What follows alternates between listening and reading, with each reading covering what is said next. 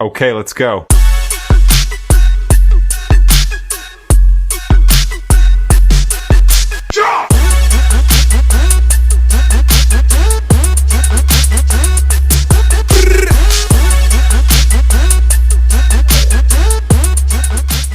இன்னைக்கு நம்ம மணியோட வீட்டுக்கு தான் வந்திருக்கோம். நம்ம ஆஸ்கருக்கு விஸ்தாங்க பாருங்க. நம்ம பார்த்தீங்கன்னா மணல், ஜல்லி, கல் பார்த்தீங்கன்னா பிளான்ட்ஸ்லாம் வச்சுருக்கோம். பிளான்ட்னால் நம்ம தாமரை செடி தான் வச்சுருக்கோம். குளத்துலேருந்து எடுத்துகிட்டு வந்தோம் தாமரை.